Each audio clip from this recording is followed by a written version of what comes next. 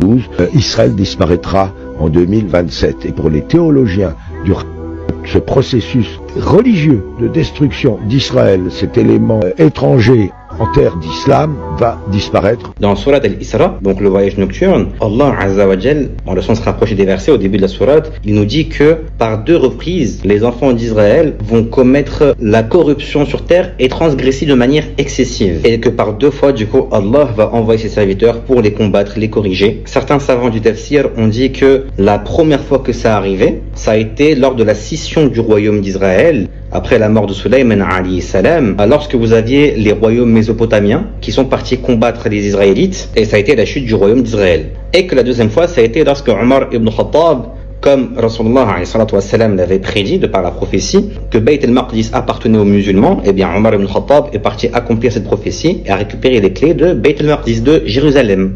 D'autres savants du tafsir disent que la première fois ça a été avec Omar ibn Khattab, et que la deuxième fois n'est pas encore arrivée. Peut-être que ça va arriver bientôt, Allahu A'lam. On voit ces gens-là qui transgressent encore une fois de manière excessive sur terre, et où Allah va envoyer ses serviteurs, pourquoi pas avec le Mahdi, ou même avant, pour aller combattre ces gens. Allahu A'lam. On ne se prononce pas sur ce genre de choses-là. Les savants, c'est eux qui font leur travail par rapport à ça. Cependant, si on regarde maintenant les hadiths, il est vrai qu'avant la fin des temps, il nous a été révélé qu'on va combattre les circoncis de l'autre team jusqu'au point où l'un d'entre eux se cachera derrière un rocher et que ce rocher-là nous avertira qu'il se cache derrière lui afin qu'on aille le combattre.